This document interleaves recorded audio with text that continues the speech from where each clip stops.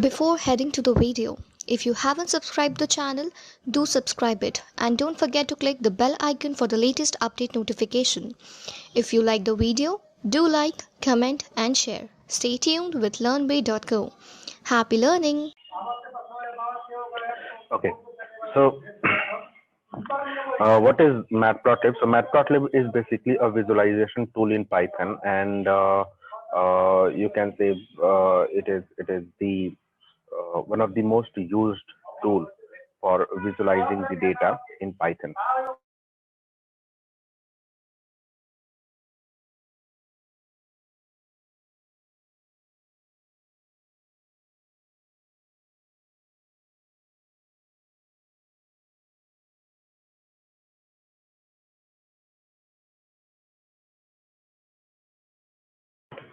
Okay. Now, so it is a tool which is used for 2D and 3D graphic library for generating the scientific figures or plotting the data. Some of the advantages of the Matplotlib. So it is easy to learn and it is easy to start with. So like we have the fine control over the different attributes in the figures, so that you can manipulate or that you can change using the Matplotlib library. And you can customize the label and text. For example, if you want to give some name to the plot, or if you want to set the x-axis or y-axis names, that also you can do. Whatever element you have in a figure, for example, whether it is a canvas or canvas size, or you can say the x-axis, y-axis names, and then scaling, everything you can do easily using the Matplotlib. And at the end, you can save these figures. Not in Matplotlib, I think, but in Seaborn, you can save this figure. Even in Matplotlib, also you can save the figure on your system as .png or .jpg in the .jpg format. Okay, so there are a lot of advantages. Mainly, I said it is used for the visualization of the data. What we are going to learn here in the Matplotlib is basically how we are going to use the Matplotlib. There might be few statistical term or mathematical terms which will be popping up in between. I'll not be going into that or into the details of those terms. But yes, our main focus will be to learn the functions available in the Matplotlib and Seaborn, as well as the attributes, how we can control a figure. Okay, let's say if you are talking about the size or the pixels or the DPI, or you can say the scaling or the color, bandwidth, anything. So that basically we will be learning here in the Matplotlib and Seaborn. This plots again you'll be learning when you'll be going to statistics and machine learning. So there you will be plotting with the data set or with the model which you will be creating, and then at that time you will be having a better idea that which plot or which image has to be used in which place. Okay, so as of now we are learning just the functionalities. Okay, implementation part you will be learning later. Okay, so for before starting, so we need to check whether the installation is done. So we need to import the Matplotlib. To import the Matplotlib, we need to write import Matplotlib dot py plot, as PLT is the most used acronym for the PyPlot. Okay, matplotlib.pyplot. So you may use this PLT, or you may use any name basically. Okay, so now next, let's say if you if you are using the Jupyter notebook, then you have to write one more line. That line is percentile matplotlib inline. Okay, it means if you want your plots in the notebook, then you will be that is the reason you are using this line. And if you are using the other notebook, for example, or other editor, then you have to use plot.show at the end of all your plotting commands. So whatever plotting commands, like let's say im show we have seen, or the different plotting commands we'll see in upcoming in few minutes. So after that, you have to use plot.show. Whereas when you are using the Jupyter Notebook, you have to use this. Now let's execute it, and it is not giving me any error as of now. It means Matplotlib is installed on my system and it is ready to use. Okay. Now let's see few basic example how we can plot the data. So I'll be taking an array, and that array I'm going to plot um, using Matplotlib. So first of all, I'll be having an array. Array1 is equal to, we need to import NumPy also. Let's import NumPy as NP. Execute this. So array1 is equal to np dot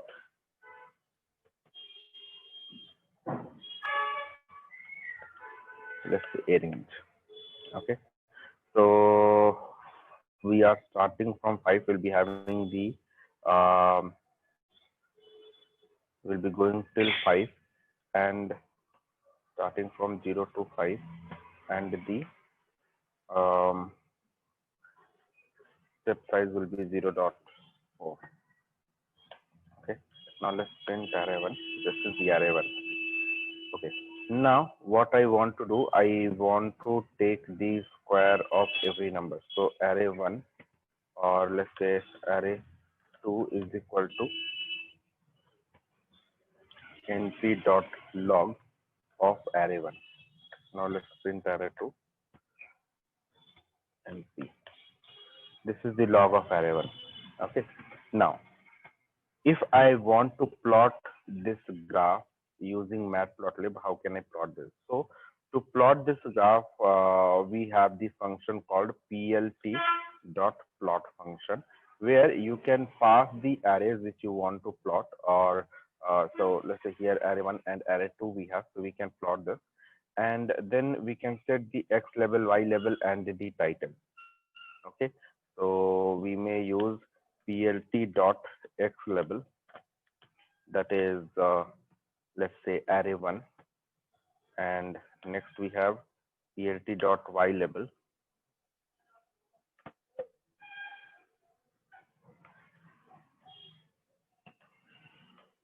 and this we have array2. Okay, and then we have plt.title, and then we are setting it as array1 versus array2. Okay, now let's execute it. So this is the graph which we have plotted. Default color here, it is coming as blue. You may take any color, R for red or green or anything. Okay, now in the upcoming classes we'll see that how we can increase the width of this plot, or how we can make this graph more colorful, or how we can change this size and all. Okay, fine. As of now we are just learning this how we are plotting it. So this is some basic command. Now let's say there is a subplot function which we have. If you want to plot multiple graphs in a same canvas, for example, let's say you want to print array1 versus array2 in one graph, and array2 versus array1 in another graph. Now the plot which you do, that is also matrix. Actually it is the index at 0, row at 0 index and column at 0 index. Okay, so the you can say position in terms of x and y, or row or column, it is 0 and 0 for this whole plot as of now. Okay, now let's say if you want two plots in a same canvas, then you will be having row at 0 index and two columns, right? One is at 0 and one is at 1. So how can you do that? So for doing that, we will be using plt.subplot function. There is a function, subplot function, which you can use. So I'll be using, this is one row I want, two column I want, and this first figure is, I'm giving a name 1. Okay, and then I want to plot x comma y, or let's say array1 comma array2, correct, with the rate. Okay, now in the next I want to plot, so this will be array1 comma 2, this will be 2. So the second graph name is 2, and then I'm plotting array2 versus array1. Let's see the result. And this is going to be green. Now execute it. So if you are executing it, you are getting this plot. Now in this plot, if you'll observe, so the first plot, this is row at 0 index, this is column at 0 index, and this is another column at 1 index. So this plot is at what? 0, 0. This plot is at what? 0, 1. Okay. This is what we have written. So we want one row and two columns, right? So 1, 2, and 1 and 2 are basically the names you have given to this, or identification number you have given to these two plots. You want two plots, you have given two names. Okay. So that three names. Can you explain the subplot again? Subplot is for what purpose we use to plot multiple graphs. You cannot plot only two graphs. You may plot multiple graphs also. For example, let's say if you want to plot 4 graphs. Okay. So what I will need then. So let's say you want to plot it in a single row and 4 columns. So here you will be writing 1, 4, 1. Okay. Now here you will be writing 1, 4, 3, and this is going to be 4, and this is array 1 into 2, and this is array 1 into 3. Okay. Let's say this is blue, and this is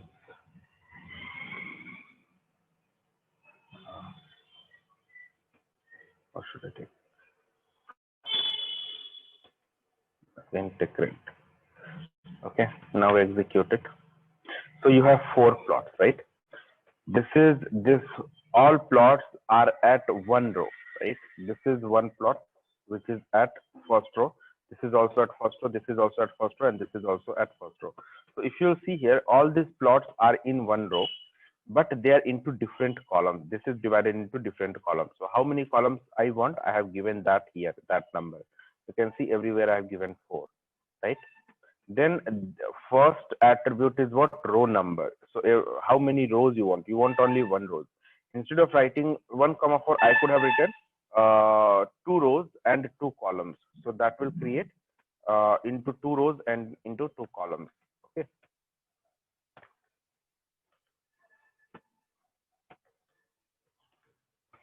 Correct. So in 2 rows and 2 columns, how many plots you can create? You can create 4 plots. Correct. So these all are the 4 plots. So this is 1 row, 2 row, 1 column, 2 columns. So we have 2 rows and 2 columns. And for every plot, we have to give a name here, which is the third. So identification number or name, anything you can say. So this is 1, 2, 3, 4 I have given. You can give anything here. Okay. This is just the name of this graph. Okay. Fine. And then we are plotting so this is just the plotting into this. So we are referring, so the first plot when we are doing, so 2, 2 in these 2 rows and 2 columns, the first plot. So 1, this is identified by 1, this is identified by 2, this is identified by 3, this is identified by 4. Okay, so in this order it will come in, right? Now, so in the the graph called 1, we want array 1 versus array 2. In the graph 2, we want array 2 versus array 1. In graph 3, we want array 1 versus array 1 into 2, and in graph 4, we want array 1 versus array 1 into 3. That is what the plot we have got here. Okay. Abhishek, while representing the subplots, rows and columns of all the subplots should be same? Rows and columns of all the subplots, I didn't understand. Like subplot of 2, 2, 1, the first 2, 2. That represents row and column, right? In the graph. This one? Yes. That has to be same in all. This represents, you can say, one cell in this row and column. This is 1. 2, 2. So this is, no, sorry, this representing how many rows and how many column you want. This represents which particular plot, in which particular plot you want to plot the graph. Okay. So this is identified by 1, this is at 2, this is 3, this is 4. Yeah, in the second subplot, can we give 1, 2 again? Or it should be the 1, same as 2, 4? No. The subplots should be same, is it?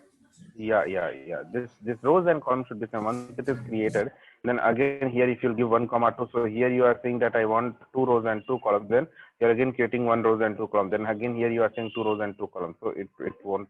So it might be some here, the third one is missing. So 1 comma 2 means 1 row and 2 columns. One graph is missing somewhere. Which graph is missing? Array 2 versus array 1, I think it is missing. It is not plotted. Okay. So you wanted this one into what? 1 row and 2 columns. That is not there. So that will be basically missing. Now it will be fine. Yeah, thanks. Abhishek. Yes. So can we give 1 comma 2 comma 1, 1 comma 2, 1 comma 2 comma 1. Yeah, you can give here. We did that 1 comma 2 comma 1, 1 comma 2 comma 2. So again how many 1 comma plots 2 you have? comma again 1 comma 2 comma 1, No, 1 comma see, 2. no. Understand it. What we are doing here, 1 comma 2 means what? 1 row and 2 columns. So you have only 2 plots, no? 1 Again row I'm and 2 columns. again if I want 2 plots separately means. Plot it in a separate cell, better. Otherwise, these 2 plots are going to override the previous one, right? So, for example, if you are running this, you're getting the error. Okay. One So let's can say you give some 1 and 2 again? 1 comma. Let's say Yeah. 1. Let's do 2. Okay. So now that has been merging. Okay. You can do that if you want to plot 2 figures together. But again, Okay. what is this? Adding an axis using the same argument as the previous. So basically it is adding the 2 plots. Okay. So this was the first plot. This is the second plot.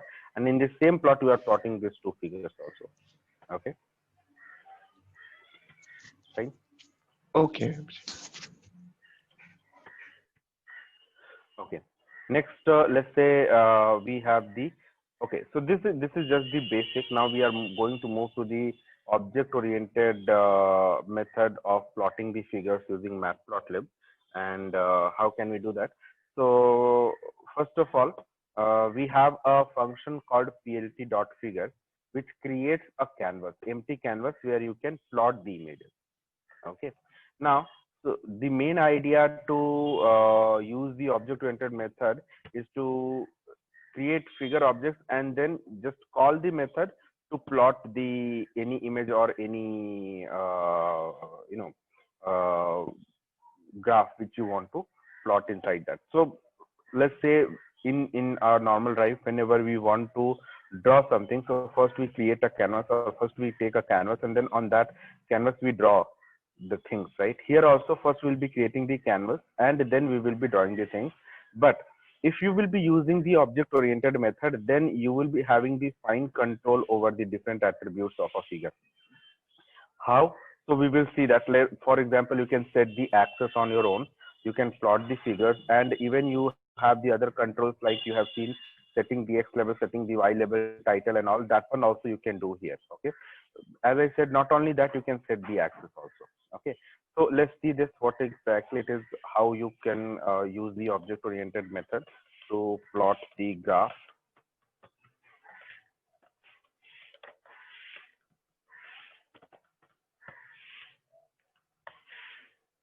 Okay, so for this, first of all, you have to use plt.figure and you have to create a canvas. So I'll be writing pnv is equal to plt.figure.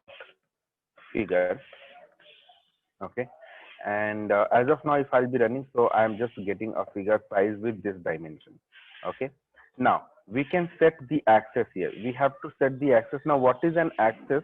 So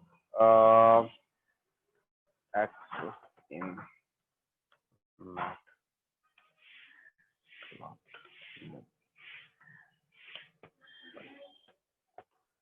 See this image. So there is something called left, then bottom, then height, and then the width. What is the width? Width of this, where the graph will be plotted. So this is the main, you can say, figure where the graph will be plotted. So this is the whole figure. So first of all, when you are writing figure is equal to plt.figure, so it is creating this whole figure. Okay. and inside that figure, what is the left margin you want, what is the bottom margin you want, and then what is the width of this plot you want, and what is the height of this plot you want, that you are going to mention. How you are going to mention that? So there is, first of all, there is a function called add_axis where you are going to mention this sizes. Okay, now if you will see this image, so the total size of this is 1. Starting from 0, here it is 1. Okay, fine. So let's say if I am giving here, the left margin I want 0.1 and the bottom margin I want 0.1. So how much is left from here till here? 0.9, right? And how much is left from here to here? That is also 0.9. 0.9. Correct? Fine. Yes. So if I'll be mentioning width as 0.9, so this axis will be starting from here and it will be going till the end. Here also it will be starting from here and it will be going till end. Right? Correct? So this is what we are going to do. We are going to use add_axis function, and then inside that we are going to provide left, bottom, width and height in this order only. Remember that the order is important, LBWH. Okay, and this add_axis function will be called on this canvas. Okay, so now let's create the axis. So I'll be writing AX is equal to CNV dot add_axis, and here you'll be passing the left 0.1 margin, bottom 0.1 margin, and width I don't want to keep 0.9, I'll be keeping 0.8. So I want the right margin also. So we'll be having one margin of 0.1 here also, right? And 0.1 here also. So we'll be writing here 0.8 and 0.8. Correct? Now, so this is the axis. Now, if you will be executing it, so we have this one. Okay, fine. Where this outer boundary is not visible. Guys, can you please go on mute, please?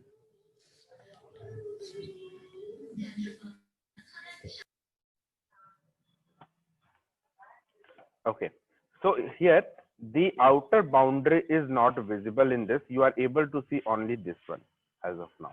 Okay, fine. Now this is the axis we have. Now inside this we are going to plot. Okay, so to plot again we will be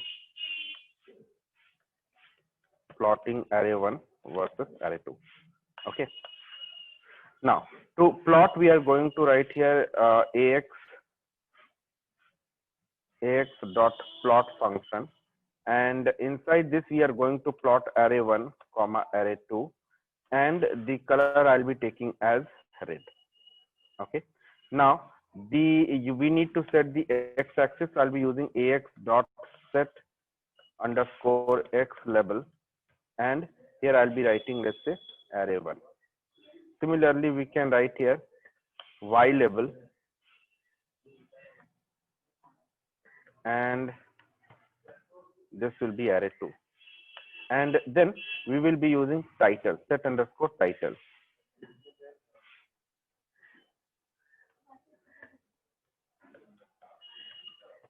This will be array1 versus array2. Execute this. So this is what we have, where we have array1 on the x-axis, array2 on the y-axis. Array1 versus array2 is the name, and this is your whole plot. Okay, fine, everyone.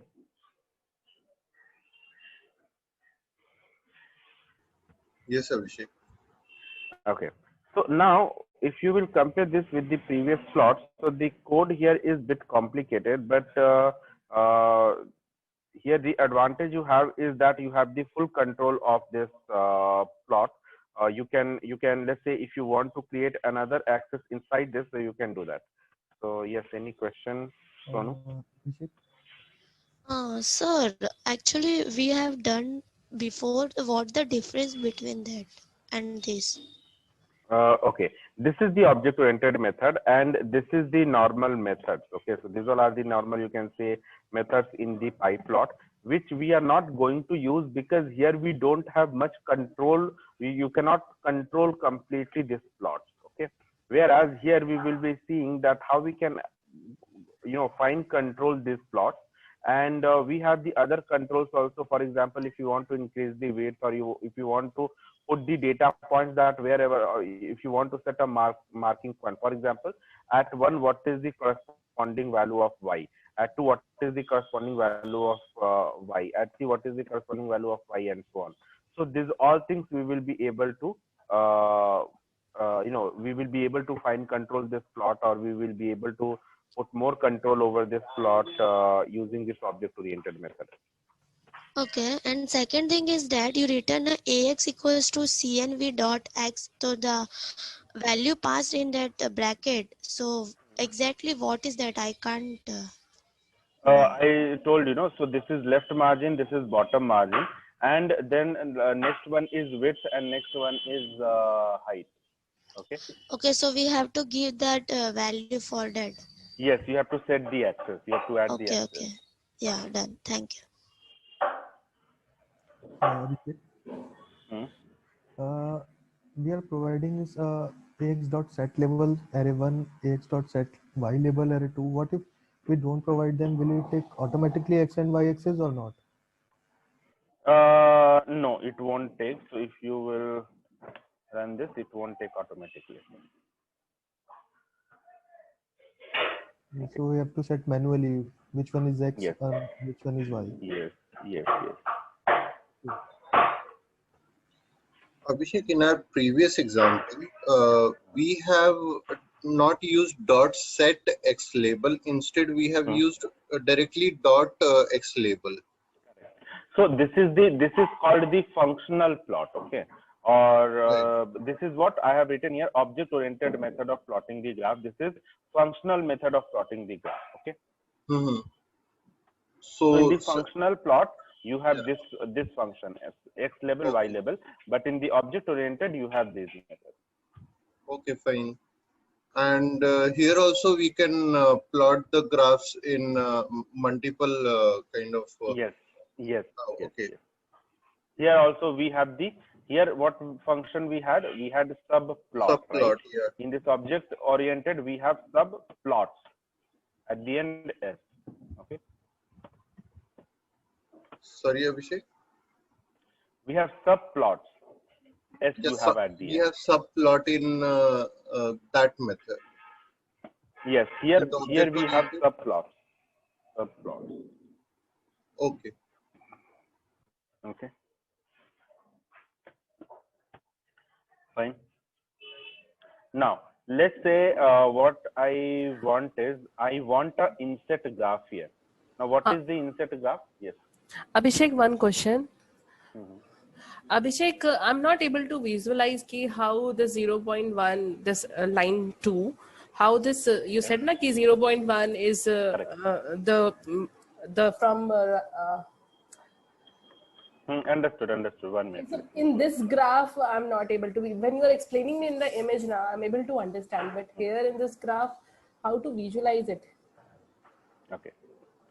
So you written here, if you will see this. So what you have written here, you have written this, right? PLT dot figure. Now what function, what this function does? This function creates a canvas, or you can see a figure. Okay, fine. Where the width here is 1.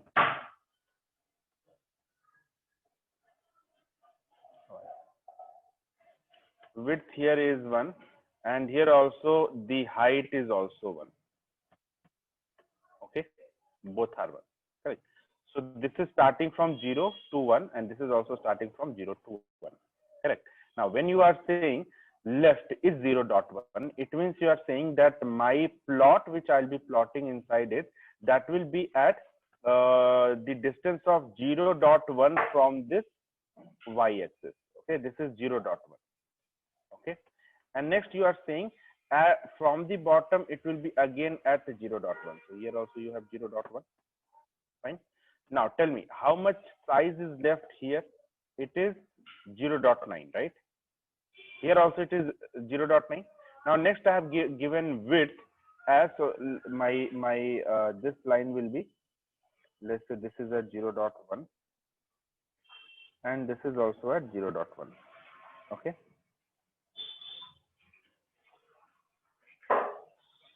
So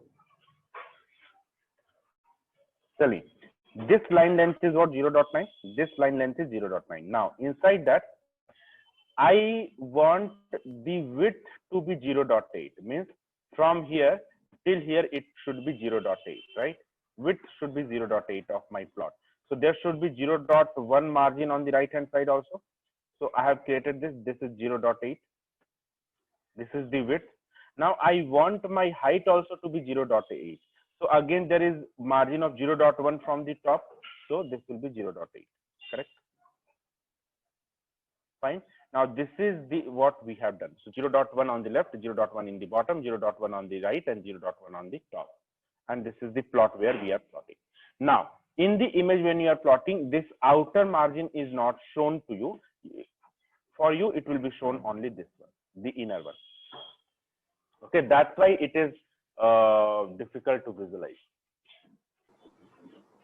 So whatever is the gap in the, I mean, there is a gap. It is not starting from the origin, the graph. So that margin is the 0.1 only. Yes, yes, yes. Okay. You can set it as 0.0, not a problem. The only thing is your axis and your figure border will coincide with each other.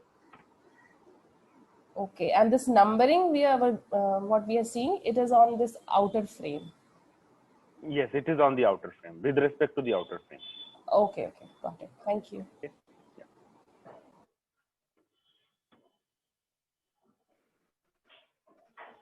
Abhishek, can we make the plotted points visible? Plot? Sorry. Can you please repeat your question? Yes, we are plotting some points from array 1, from x-axis to array 2 in y-axis 1. Can we make those points visible? Yeah, so you want basically the data points or you want to create the marker, right? Yes. Correct. So there is a marker attribute which you can use.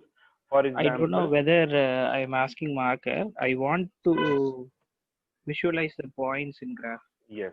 So there is a marker attribute. Marker is equal to, you may write O. Execute it. So you are getting this one. Yeah, the same. Right. Clear? Anything else? Okay. So now next what we have, so the next question we have here is, okay, so let's say if I want to create a inset plot. Now what is the inset plot? So inset plot is a plot within a plot. So we want another plot here. Let's say this plot is array 1 on the x-axis, array 2 on the y-axis. Now another plot I want, that is to be array 2 versus array 1. Array 2 will be on x-axis and array 1 will be on y-axis. Okay, so that plot I want inside this plot itself to compare these two plots. Okay, so to do that, again what I will be doing, so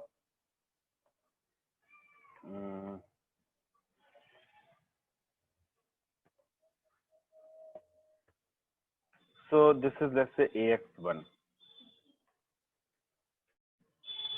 and this is AX2, and now, so tell me, what will be the size? Let's say if I want this plot to be here, then what left, bottom, width and height I should keep?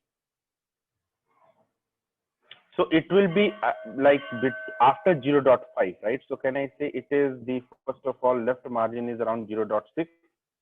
Okay, then bottom margin I will keep I'll keep 0.2. Okay, fine. And then the width and height I will keep 0.3 and 0.3. Let me see if I'll plot this. So what kind of plot I'm getting?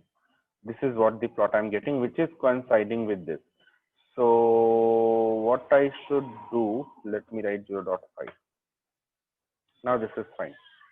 Correct? Okay. And now plot AX1 here, AX1. Sorry. And now plot in the AX2.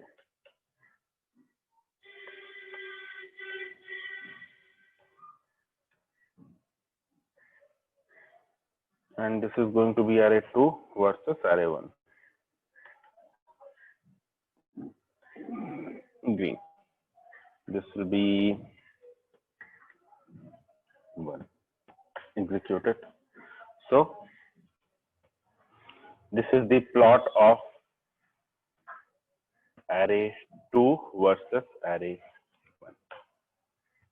Okay, fine everyone.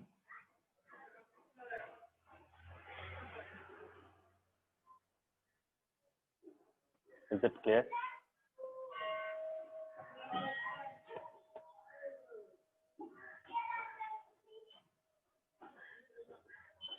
Is it clear, guys, how we can create the inset graph? So what we have done here, see, if you will see AX2, we have added the axis. I know that, like, I knew that I want to plot it here. So this will be somewhere either starting from 0.5 or will be at 0.5 or will after the 0.5, right? So when I kept at 0.6, so it was starting from here and it was coinciding with this axis, right? So what I did, I moved this graph little bit towards the left hand side by setting this left limit to be 0.5. Okay, now you can see this graph is completely visible as the inset graph. Okay.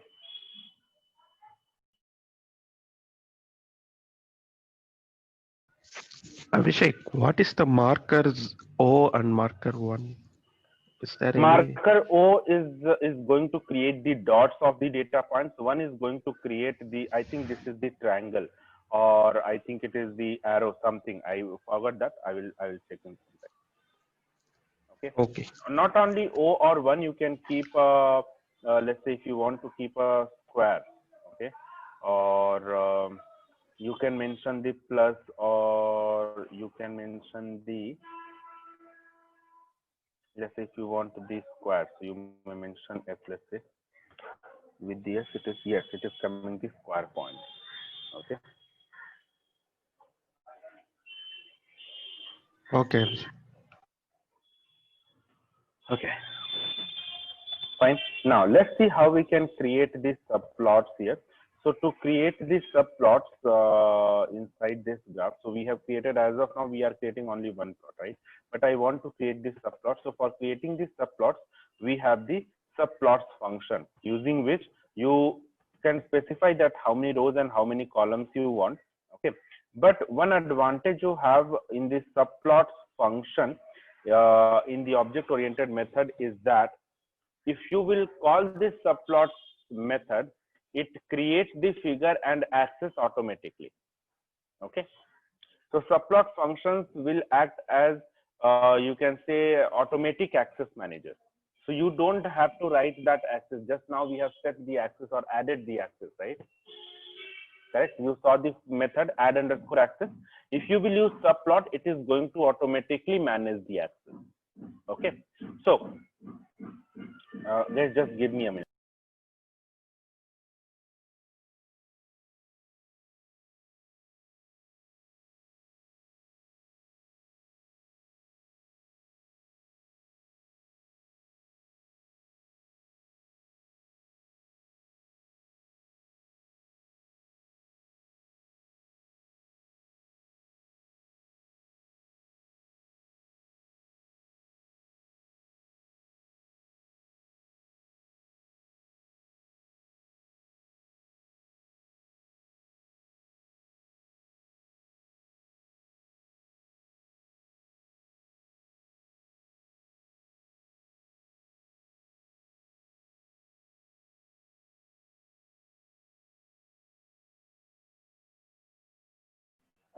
Okay. So now let's say if you want to create this subplot. So as I said, if you will be using this subplot function, so it will be automatically managing the axis. You don't have to set the axis in that case, and it will also be creating the figure. So basically, subplots is a function which returns two objects. One is figure and one is the axis. Okay. So for example, let's say I can say figure comma ax is equal to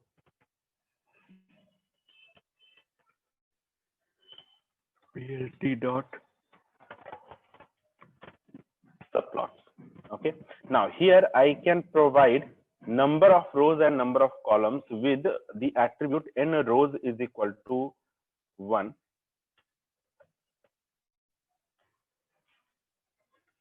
and n of columns is equal to 2. Okay, so number of rows and number of columns we have provided. Now execute it. So you will see that here 2 rows, 1 rows and 2 columns are created. Fine. Now, so it is automatically setting the access as well as it is also creating the figure or the canvas.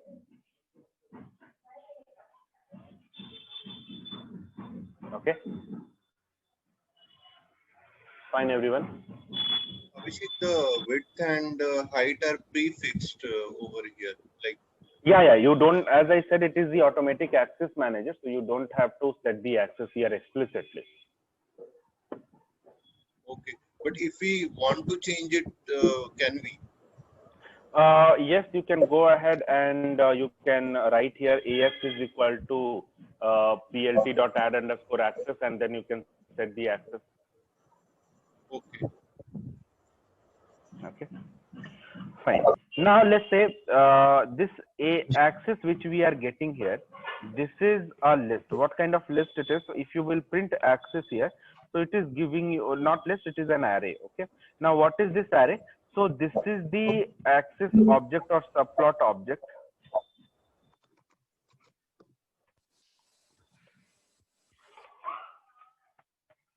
This is the access object, you can say access underscore subplot object, which is pointing to the first plot, and this is the access object which is pointing to the second plot or second figure or second canvas or second subplot or second access, whatever you can say. Okay, so this is first element and this is the second element inside this array. Fine, and we are representing it in the form of array here. Correct. So now, since it is an array, it means we will be able to iterate over it also. So let's say if I want to access this one, let's say if I want to plot something here, then can I do the indexing here? I will say 0. So it will be plotting the, it will be giving me the first one. And if I'll be writing one, then it will be giving me the second one, isn't it? Correct. Even I can run the loop. So any operation which you can perform on the array, you can do it here. Right. Now, let's do this. So what I want to do, I want to plot the figure inside this. Okay, so there are two ways. One way using loop, but in the case of loop, in both the cases the same plot will be done. So I don't want to do the same plot. Instead of that, I will be plotting the different graphs, right? So to plot the different graphs, I have to set the this way. I have to plot this way. AX0 here you write x0 dot plot function. I want to plot array 1 comma array 2, and the color will be red. Next I'll be plotting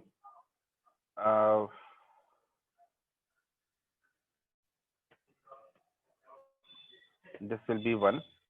So in the second plot, I'm plotting array 2 versus array 1. Okay, this will be green.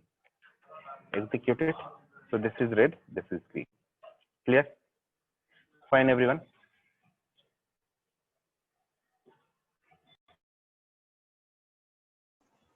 Abhishek, what is the attribute FIG? FIG, this is not attribute, it is a variable. Anything which I'm writing on the left hand side, that is a variable. Instead of that, I can use CNV. I was using CNV, no? Okay. Canvas. So this subplot create both. See here. This? Yes, tell me. Like we have CNV and AX as two variables over here, and we are using AX of 0 and AX of 1. So we are accessing both these graphs. What is CNV? CNV creates the canvas. You created the canvas here using plt.figure, right? Yes. That you are assigned to CNV. That you don't have to do explicitly in the subplot function. Okay. Or method. Okay. Fine. Now, next we can control the figure size or the aspect ratio or the DPI, how we can do that. So this function which we have plt dot figure, okay. So if you will be writing this and if you will execute it, so it is creating the figure size, okay. And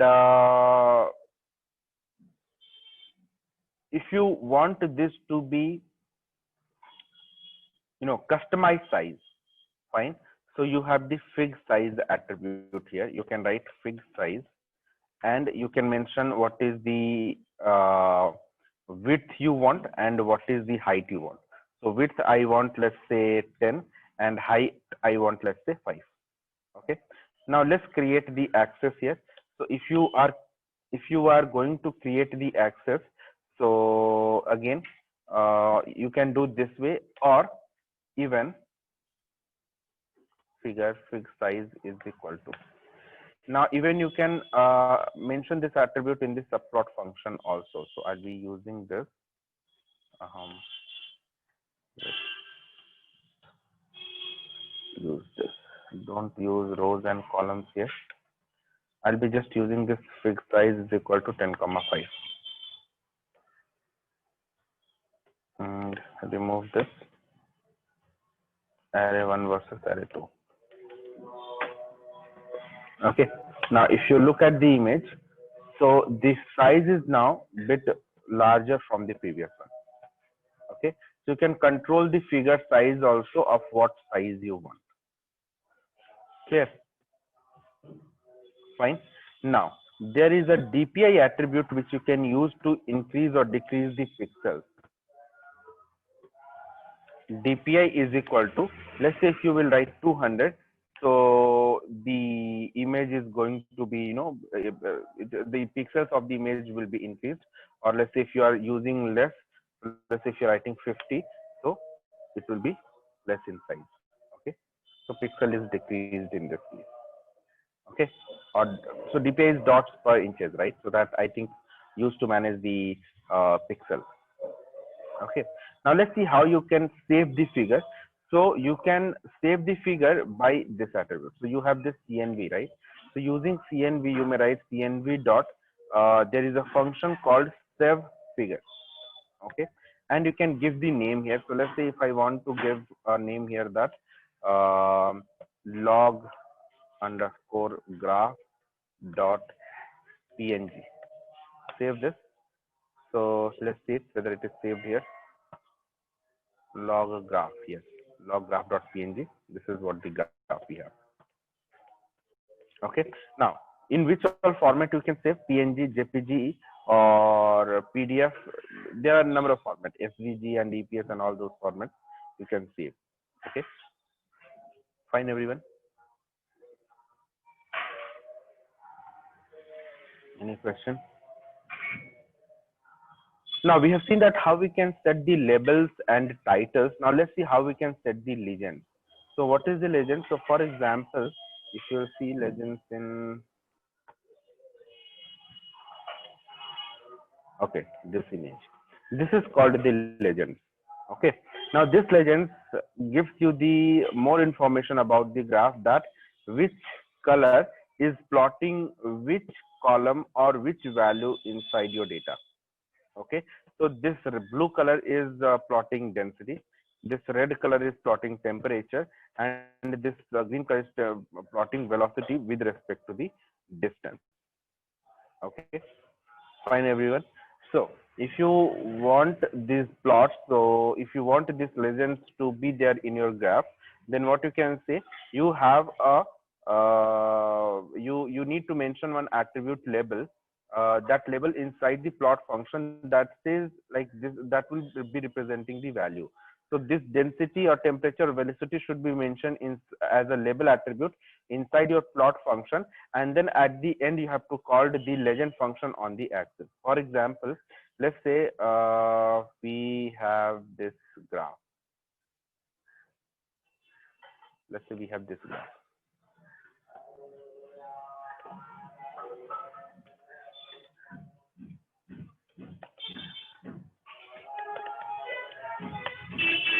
Okay.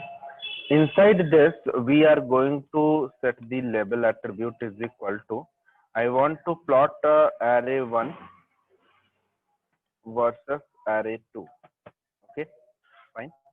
And then I will be writing here ax dot legend. Execute this.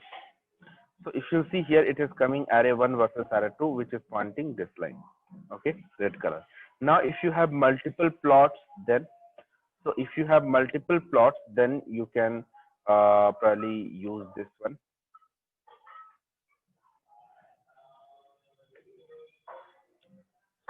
So here you may use the marker attribute. Sorry, not marker, label. Label is equal to array 1 versus array 2. And here label you will be writing array 2 versus array 1.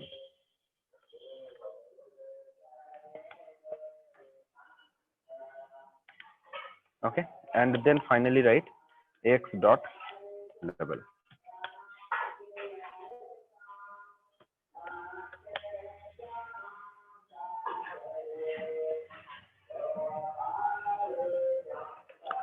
Sorry.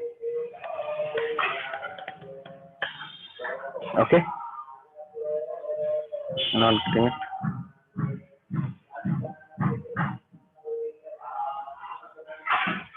X 2 and X 1. Okay, array 1 versus array 2. This is array 2 versus array 1. Okay, fine, everyone. Abhishek, while plotting the subplots, we did not use the axis. While plotting the subplots, we did not use the axis. That is that subplot. Subplot x dot plot.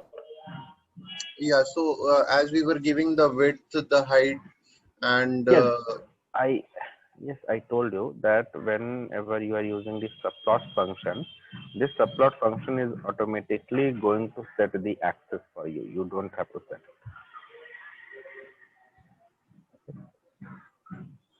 so how much does it set? Like, for example, we were setting at 0.1, 0.1, and then we were plotting inside that.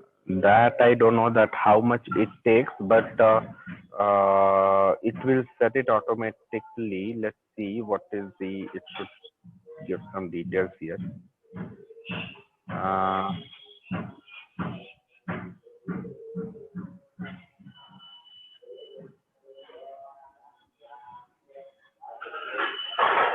Do we have?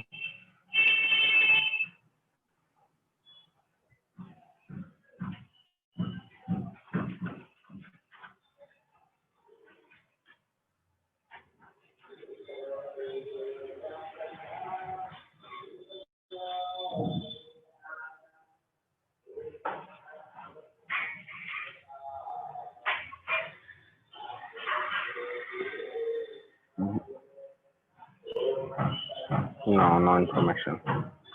No information how much it takes, what is the size, or what is the margin of left, bottom, and all.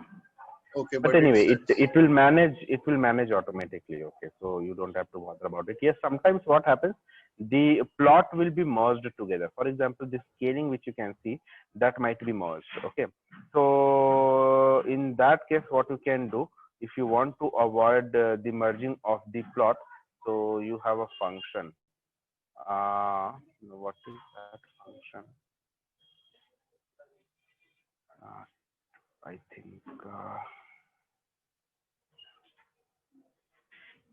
think that is plt.tigst_layout. Yes, but tight_layout function on plt object. Okay, so you can use this. Then in that case, doesn't matter how many. Let's say if you will be writing here n rows, let's say you are using 3 rows and 3 columns. Okay,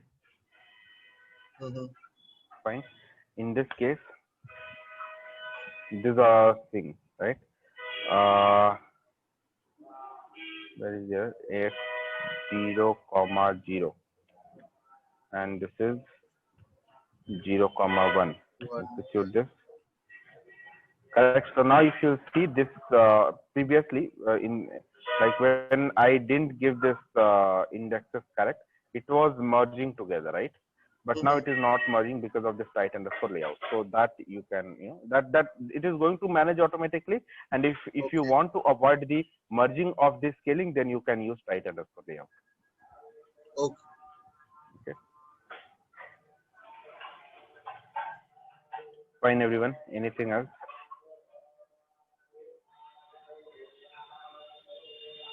Now, next, let's say if you want this legend to be in a particular place, for example, you want to be in the middle or in the bottom or in the top or in the right hand side, left hand side. So you have the different location. LSC is equal to, let's say you may write 1. If you will write 1, it will be keeping at this position, means right hand side top corner.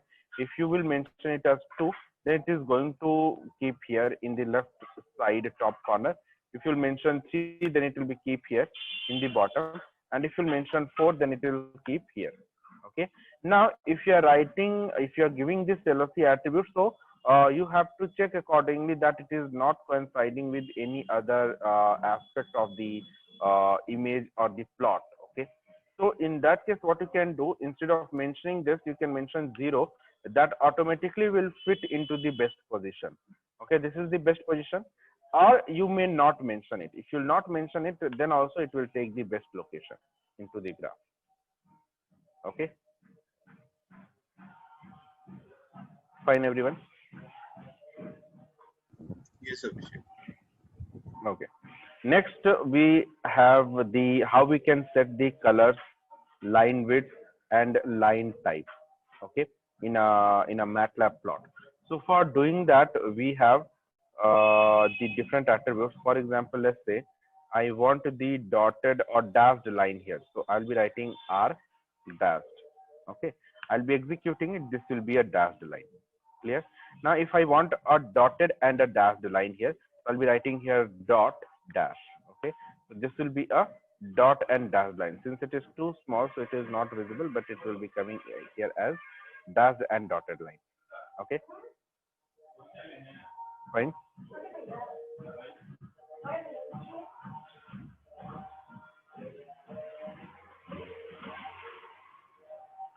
Okay.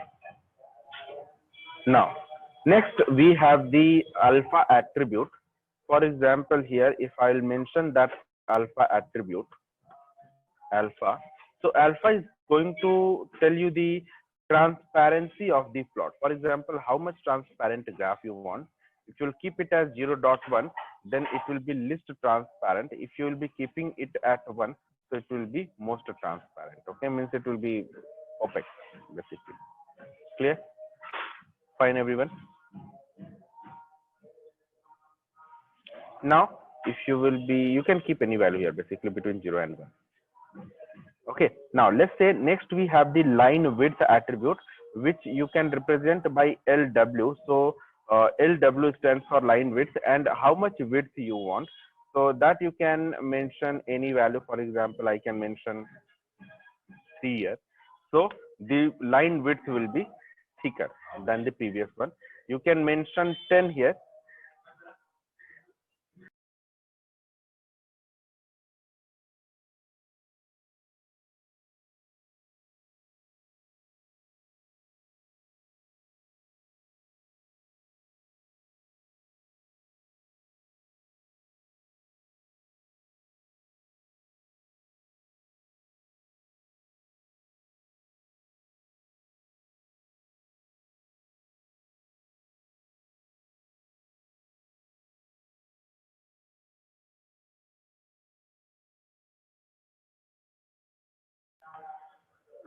Okay, so now line width we can mention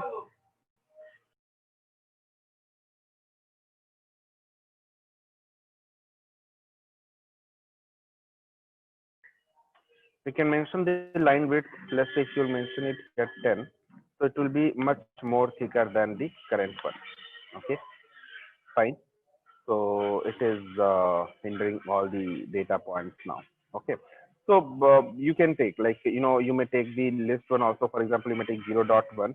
It will be kind of only, like, line is there, but it is not quite clearly visible. Okay, fine. Okay, everyone. Yes, Abhishek. Okay, now next we have the line style.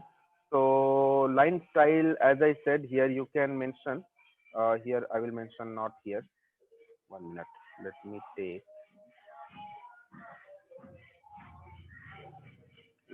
this one now. Now we have the line style. Okay, so which kind of line style you want? So you can mention it in here as we have done here. So dashed line or dotted line, that you can mention here. But here also you can mention, for example, if you want a dotted line, you can keep the column. So that will be coming as the dotted line. Okay. Or let's say if you want a dashed, so you can write a dash here. Or if you want a dash and dotted, then you can write dash and dot line. Okay. So these all are the different value or attribute we can use for managing the line width, line style, or you can say the transparency and all of the graph. Okay. Apart from this, the next we have is the marker size. For example, here I'm using marker as O. Now I'm removing all this. Label is not required. Remove this AX dot legend and remove this also. No, keep it. Copy this. Now remove it from here. I'll be keeping this as the marker size. Marker size is going to be what? So you can mention the marker size. Let's say if I want the marker size to be 2. So if you'll see here, so it is too small. Let's say if you want the marker size to be a bit bigger, then you can mention a larger number that will show you the bit larger marker size. Now, what are marker size you can have? So the marker size you may have as, let's say, the marker size you may have marker size. It can be plus, or it can be O. It can be a star, or it can be a S for square, or it can be a 1. It can be 2. It can be 3, 4, or numbers, and also it can be a comma and dot.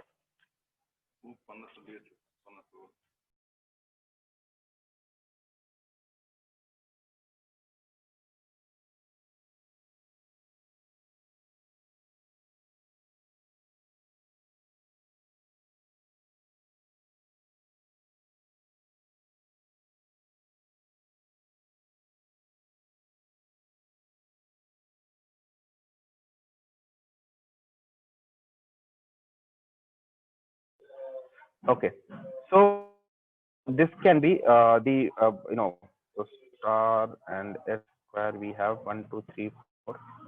What else we have? Okay, so you can check, there are different markers. Markers you can take basically. These all are the markers. Okay, which all marker value you can take. So you can take plus, or you can take not 0. This is O. You can take O, then you can take star, you can take S for square, 1, 2, 3, 4, and so on. So you can take any number. Okay. Now, so let's say if I'll be keeping here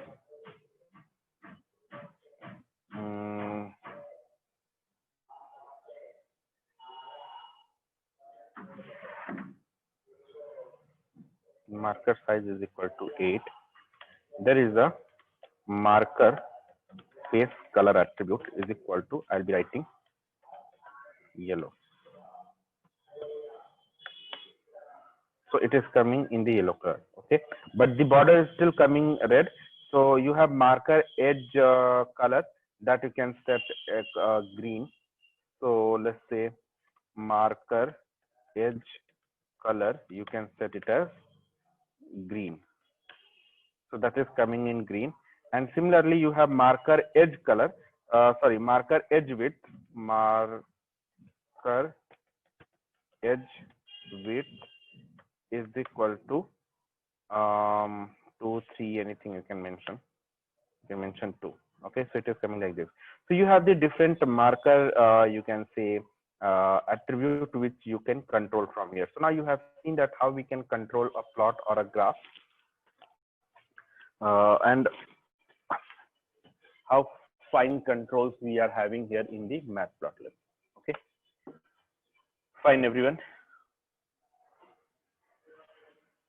Any question?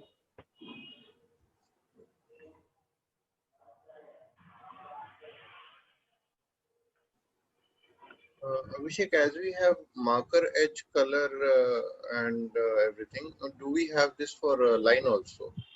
Line must also have an edge, right?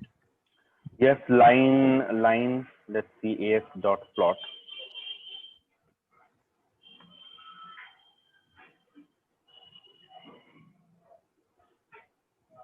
Line width, line marker size, line style.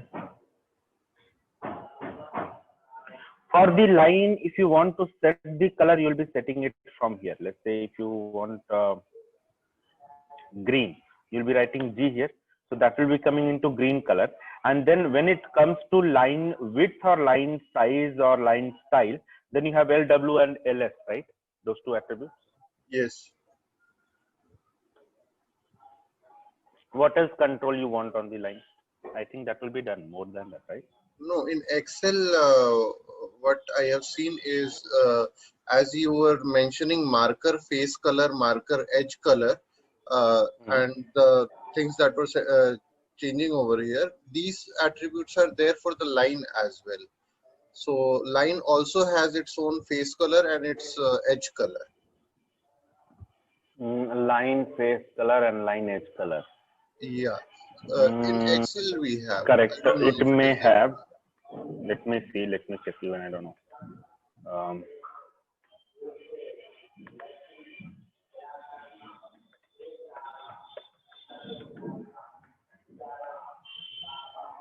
Line, face color in Matplotlib.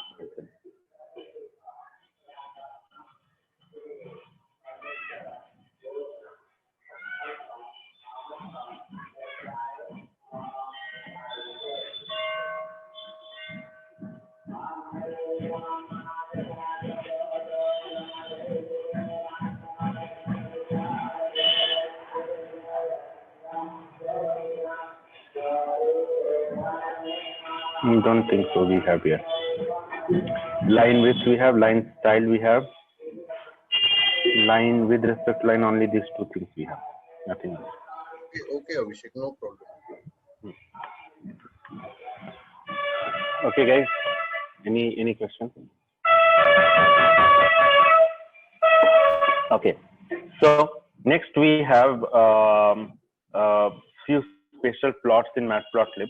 And these all are the advanced plot, for example, scatter plot, or you can say histogram plot, or the box plot, which we are not going to learn using Matplotlib. That these advanced plot will be learning in the Seaborn. Why? Because we don't use Matplotlib for the advanced plot, kind of box plot or violin plot or the histogram plot or the scatter plot. We don't use Matplotlib for that. We use Seaborn library for that, and the reason is that we don't have much control over these plots in the Matplotlib. Okay, and even it is too costly if you are using Matplotlib for these kinds of plots. So we don't use Matplotlib here. Matplotlib is used only into the 2D plotting, and if you want to plot some statistical data or statistical information, or if you want to plot some machine learning models and all, then you have to go with the Seaborn. Okay, basically for remember, for advanced types of plots, we are going to use Seaborn. For the basic types of plots, as we have seen, this kind of plots you can easily do in the Matplotlib. Okay, fine everyone. Even 3D plots also we have in the Matplotlib, but we don't use Matplotlib for the 3D plots. Okay, fine. So shall we? Okay, so let's see what all these scatter plots. So for example, let's say if I want to plot array 1 versus array 2, scatter plot I want. So we have this scatter function, and we have array 1 comma array 2. This is the scatter plot of array 1 versus array 2. Scatter plots gives you just the data points. Remember that. Next, we have histogram plot. So let's say if you want to plot this array 1. So plt dot the hist function we have.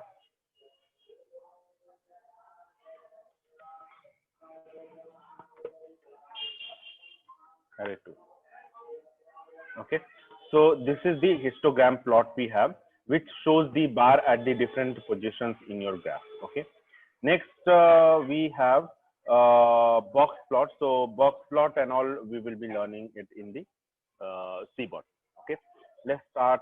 Okay, so any question till here?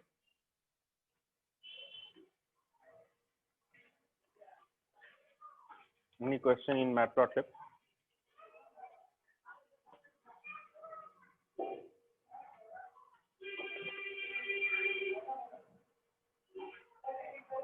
Okay, so let's start with the Seaborn. Now, what is Seaborn? So Seaborn, again, as I said, Seaborn is a you can say library in Python which is used for plotting the advanced plots. Okay, basically it is used in the advanced plots, or it is, you can say it is the most used after Matplotlib. It is the most used library for the visualization. Okay, and if you want to check whether Seaborn is installed or not, so you can just import Seaborn. So first of all, you need to write Seaborn, and the acronym we use for this is SNS. Okay, import Seaborn as SNS. Seaborn. Okay. Now, what we are going to do, we are going to visualize this data set. What all kinds of plot will be doing? So basically, we will be visualizing here the distribution to find the patterns between the univariate data and the bivariate data. Then we will be going and seeing the visualization relationship between the different data points. And finally, we will be also learning that how we can visualize the categorical data. Okay.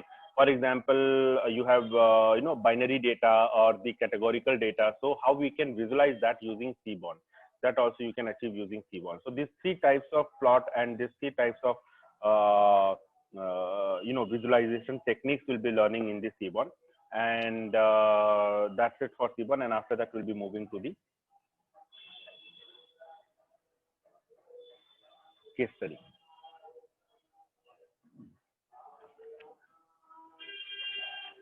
To start with the Seaborn, first of all, I'm going to import, just a minute.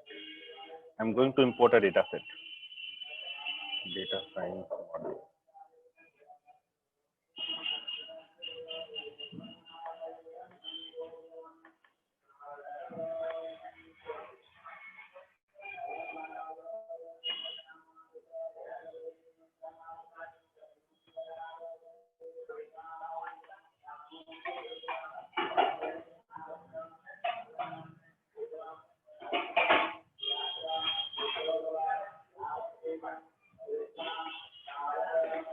Okay.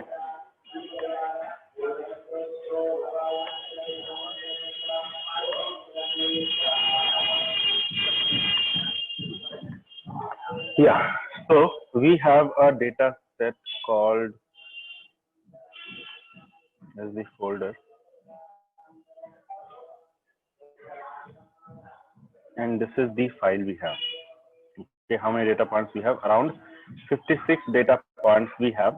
The first one is the column name, and then this is the Pokemon data set. Okay, this Pokemon data set I have got from the Kaggle website, okay, which is available online. Even I will be sharing this data points because the Kaggle one is huge data points. It is kind of more than thousands of rows we are having there. So don't download that, but yes, I'll be uploading this, work on this. Okay, so now what we are going, first of all, we are going to import this. To import this, so we'll be writing Pokemon underscore data is equal to first of all we need to import here import pandas as PD. And one more thing, one more advantage of the Seaborn. You cannot, here you can plot the arrays easily in the matplotlib, but you cannot plot the data frame here, or you cannot use data frame in the matplotlib library, whereas you can easily work on the data frame libraries, data frame in the Seaborn library. Okay, and most of the data will be in the data frame only, right? Except few kind of, we have seen the image which we can represent in the form of array, except that like very few cases you will be finding where you will be working with the NumPy, but most of the cases the kind of tabular data you are going to have, and that tabular data can easily be represented into the pandas data frame. And if you want to visualize it, then you have to use the Seaborn library only. Okay, fine. So now let's see here, pd.read underscore csv, and we are having data set slash Pokemon.csv.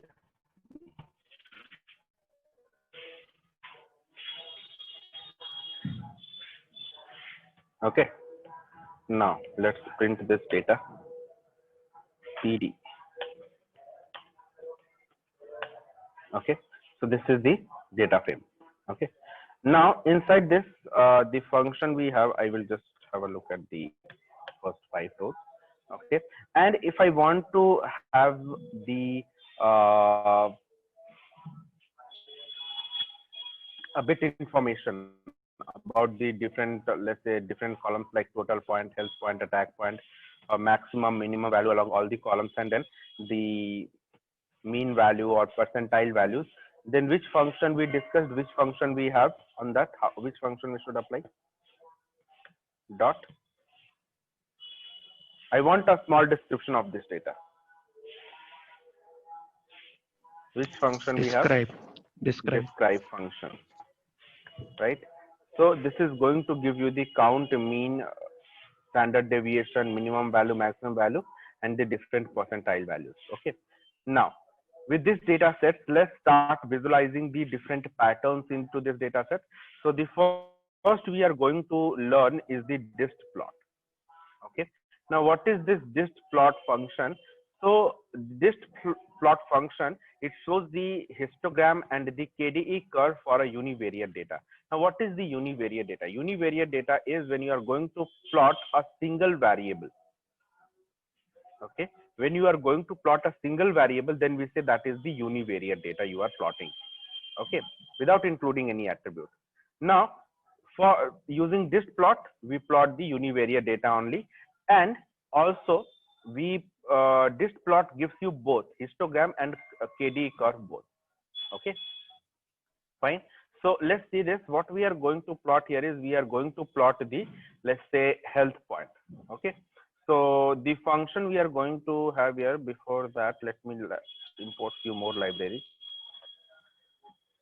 Import numpy as np, and also import matplotlib dot plot pyplot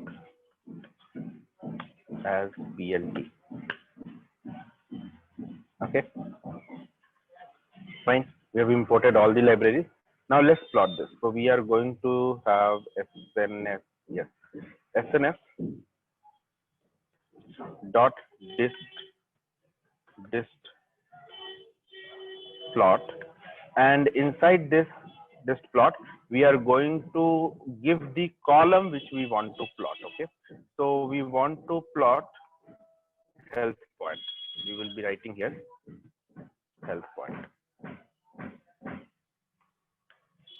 Okay, fine. Now we will be using plt.show function, or else you may use here percentile matplotlib inline. Execute this, percentile matplotlib inline.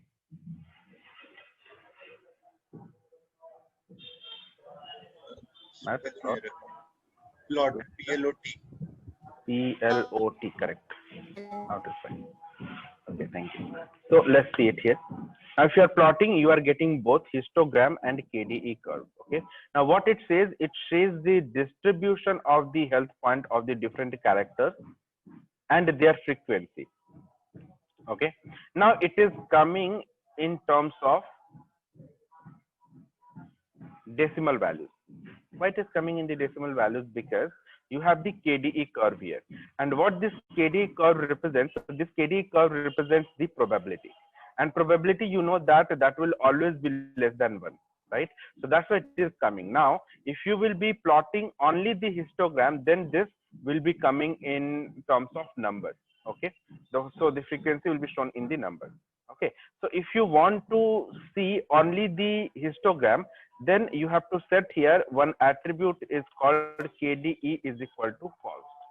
Okay, execute this, and then it is showing only the numbers here, right?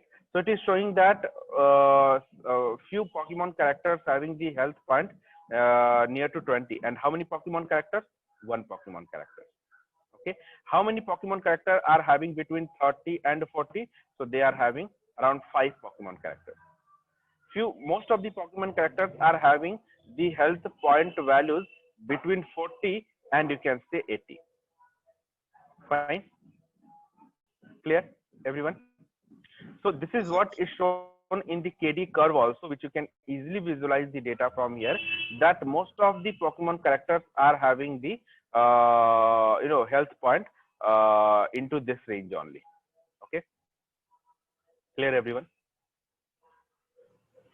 Yes, Abhishek. So SNS dot displot will give me a histogram plus a KD. KD. Yeah, so I should write here SNS dot displot will give histogram and KDE curve both. Okay, for a univariate plot. Okay. Abhishek, I heard this KDE for the first time. I know natural curve and all. What is KDE exactly? KD is the kernel density estimation curve. Okay, and how do you calculate the KDE curve? I will show you the image. Let's say KDE.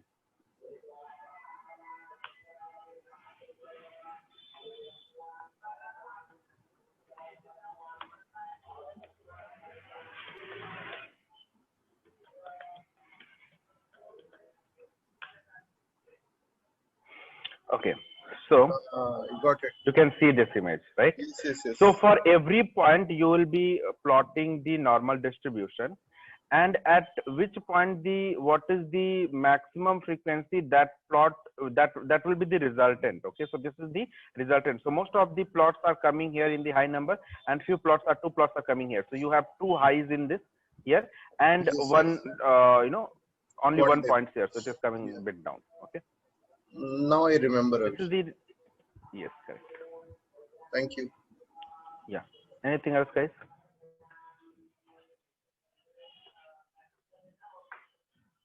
Okay. So now next we can set the color attribute also for your plot. For example, inside this you have here you have the color attribute ULOR is equal to, you may write green. Okay.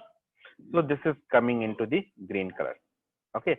Now you can set the title also.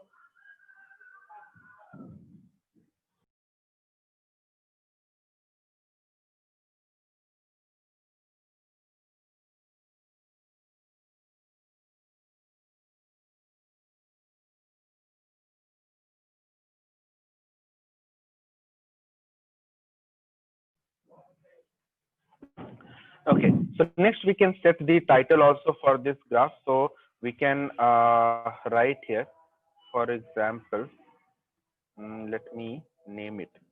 So PL or GRPH graph is equal to this. I'll be writing GRPH is equal, GRPH dot set underscore title, and I'll be setting the title, let's say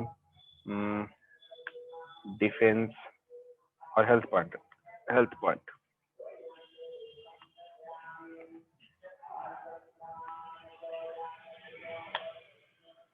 Okay, so you can set the name, and next you can set the X level and Y level also. For example, here you may write here set underscore same function X level and Y level here. So you should write X level. You will be writing health point, and Y level. Let me write health point versus frequency. Okay, and we'll be setting the Y level, which is going to be frequency here.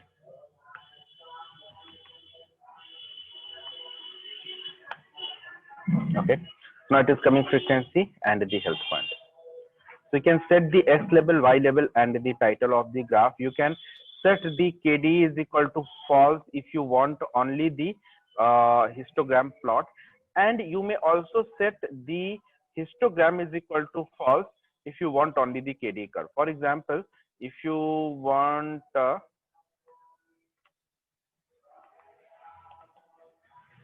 histogram, if you don't want the histogram, you may write hist is equal to false. That will be removing the histogram from your graph. Okay, it will be giving you only KDE. Clear? Fine, everyone? Yes, Abhishek. Now, if you want to shade the region inside this KDE curve, so you can have the shade attribute also. Shade is equal to, let's say in which color you want it into the green color. So you can write here green. Shade. This plot got an unexpected. We don't have shade here. That is, I think, into this different graph. Not here. Let me see shade.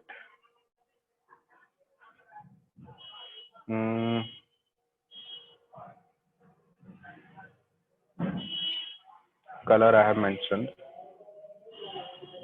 No, shade we don't have here in the dist plot. Anyway, we don't have this shade here. I think that is in the different graph. We will be looking at it. That is, I think, in the KD plot. Okay. So now if you will be executing it, this is giving you this. And next, we have the rug plot. Okay. So what is the rug plot basically? So it is used to visualize the data points into the plot. For example, here, if you will see, these all are the different, like this is the x-axis, and on the x-axis you have the health point. If you want to see that what is the health point values, correct, or where these health point values are lying on this x-axis, then you can use the rug here. Okay, in that case you have to set this rug is equal to true.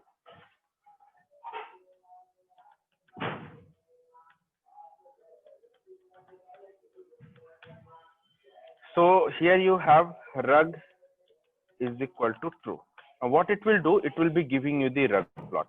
So all your data points. So if you will look at this health position, health values, so you will be having few health values which are near equal to zeros. This is around not 0, but what it may be, around 10 or something, right? You have one value 10 here. Yes, it is coming 10. So that value is coming here. Okay. And then after 25, around you can say 30, you will be having few values.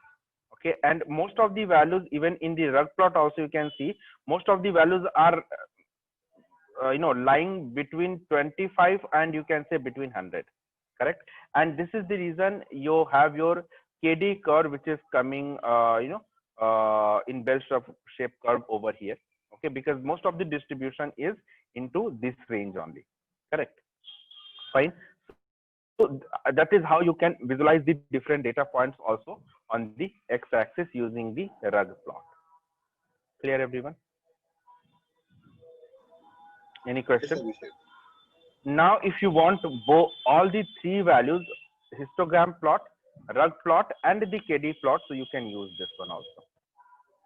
Okay, so it is giving you the histogram plot, it is giving you KD plot, and it is giving you rug plot also. Abhishek, can we change?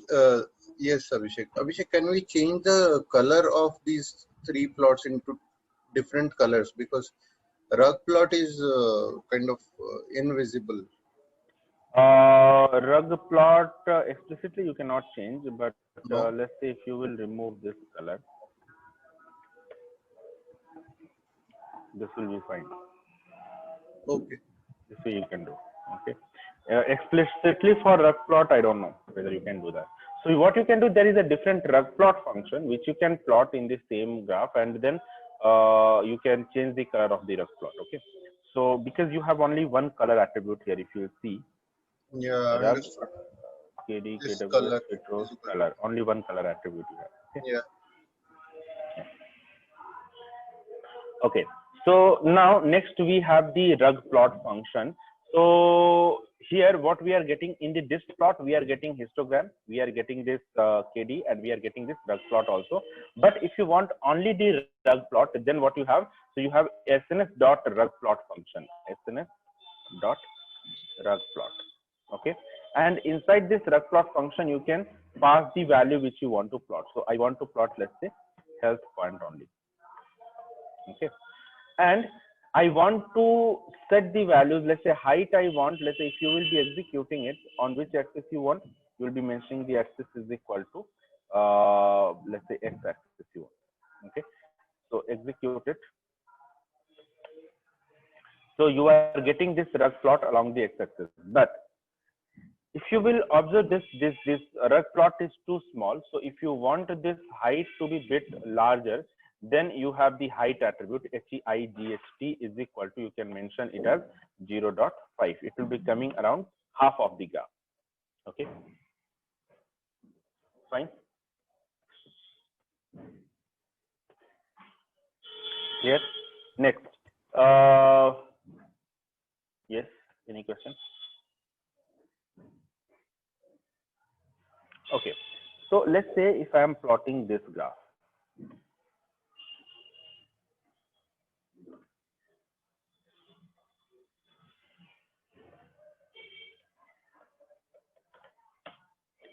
So what you have, this rug plot which you are able to see, most of the rug plot is it is a bit confined, right? And if you'll see, it is starting from 0 to 20, and also what I can say here,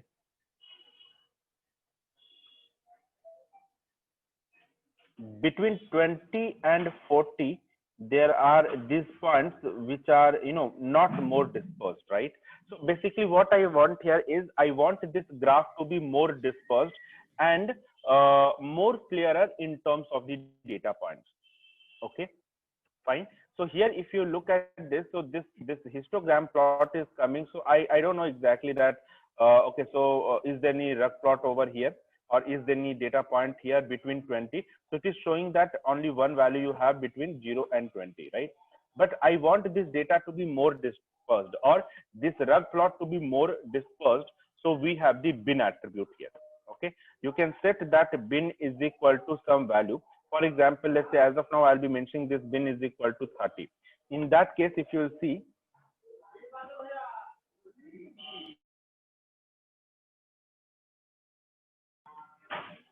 that is bins. Execute this. So you are getting this data points now more dispersed compared to the previous one. And even you can observe the changes in the histogram plot also. Okay, fine. This will be more helpful in while plotting the KD curve. Now you can see this histogram plot where exactly the, let's say if you will look at this data point, so what is the occurrence of the different data points around this, or what is the occurrence of the data points around this range. So more of the data points are near around 60. Okay, that is why you have the higher one. So you can easily draw the KD curve here. Okay, so that KD curve will be going a bit higher here, right? But in this case, or in this case, your the distribution will be at the lower range. Clear? Fine. So bins attribute is clear. Abhishek, how did you take the value 30 for bins? You can take anything. You may take 40, 50, 100, anything. You may take 100, 1000 you are taking. Okay. Now just see the graph. It will be taking a bit more time. Now you can see this. This is the histogram plot which you can see. Okay. Okay. And now the data are, you can say, that is not more clear. So basically, bin is going to divide the entire range of values into a series of intervals. Okay. So if you will keep the bin value higher, then the larger variable in the histogram can be seen.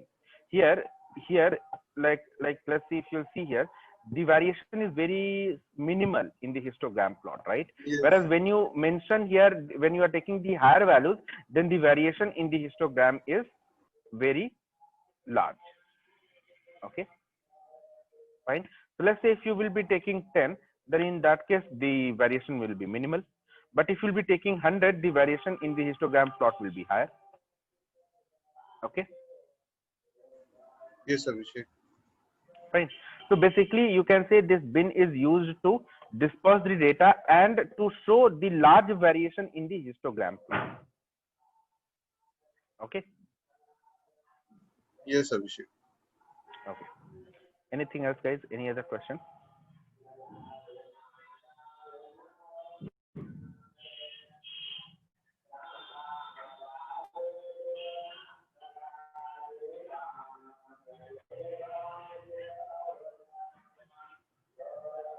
Now,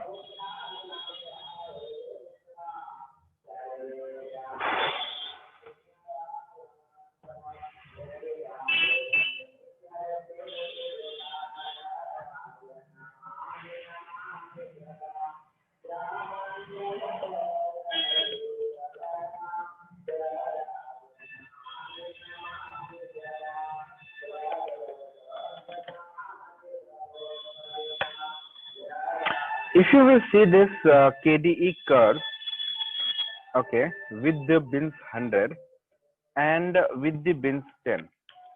Now tell me whether it is making any changes into the KDE plot. No. No. Right.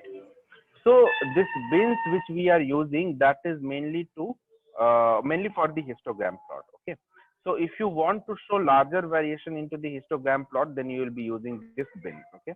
Whereas it is not going to make any effect, or it is not going to affect at all the other curve or the KDE curve.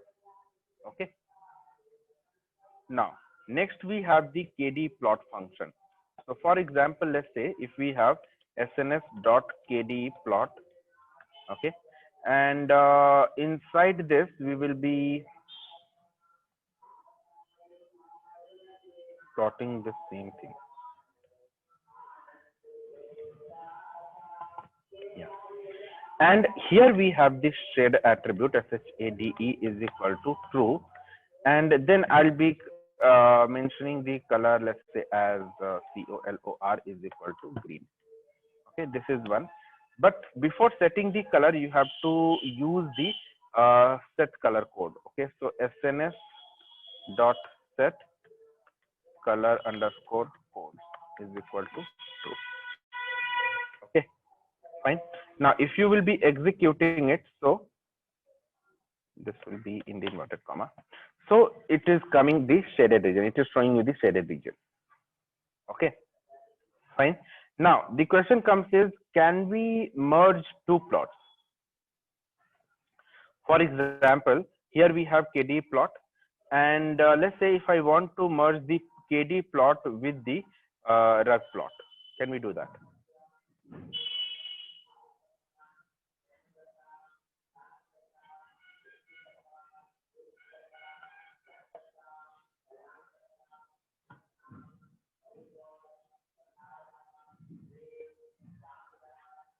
Yes. So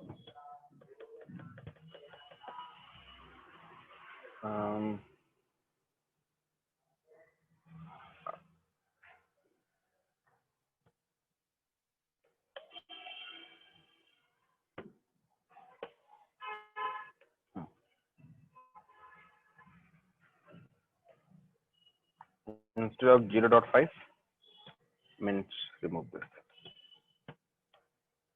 Okay. Now execute this. So you are getting KDE plot and rug plot both in a single graph.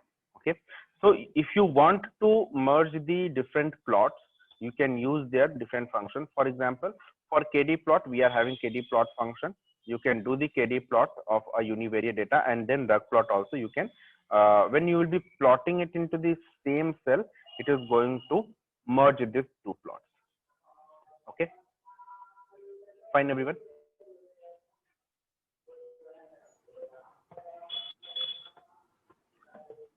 Okay, any question till here? Okay, next we have the joint plot function. What this joint plot function is does, so it is going to plot the bivariate data. Okay, for example, let's say if you want to plot health point versus total point. Okay, so total point, you will be plotting health point on the x-axis and total point on the y-axis. So for the bivariate data, you will be using the joint plot function. So we are going to write here plotting bivariate data. Okay, now for plotting bivariate data, we are going to use SNS dot joint plot, and inside this we have to mention along x-axis we want what? Health point, right? So we will be writing x is equal to health point, and y equal to we want the total point. So we will be writing here total point.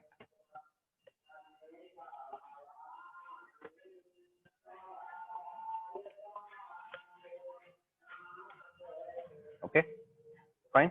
And then which data I want to plot, so that I have to write a data is equal to POK underscore data. Okay, execute this.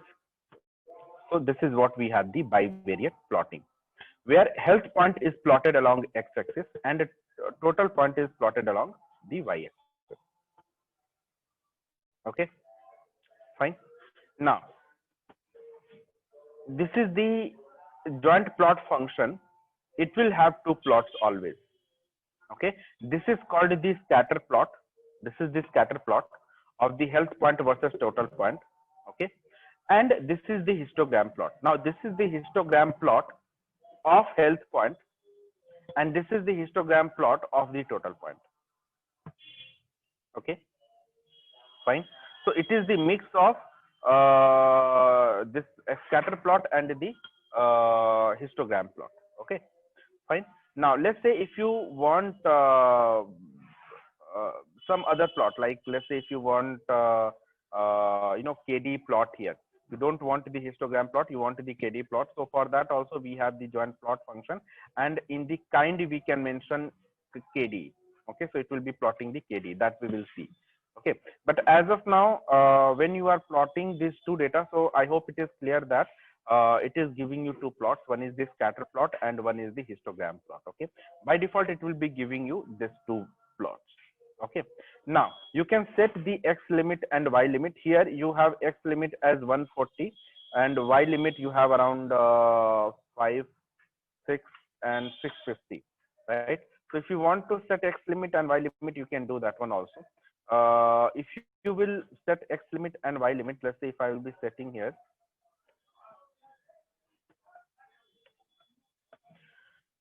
the x limit is equal to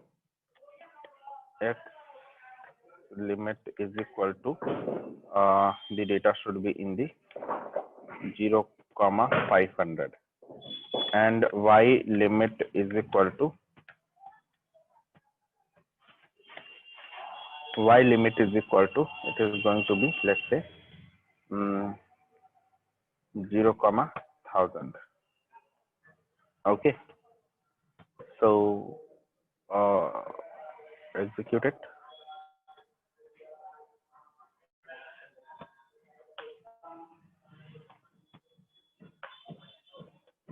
So now if you'll see what we have done, we have increased the x limit. Previously it was still 140, we have increased till 500. Y limit, it was 650, I have increased till 1000. So your graph has been shrinked towards the origin. Okay, you were not having any data points after 140, right? You were not having any data points after 650. So Here also you don't have any data points after 140 and after 650. So your data or your plot is within this range. The rest all is free as of now. You don't have any data points here. So you can set the X limit, Y limit. You can decrease it also. Okay, depends. Clear, everyone? Any question?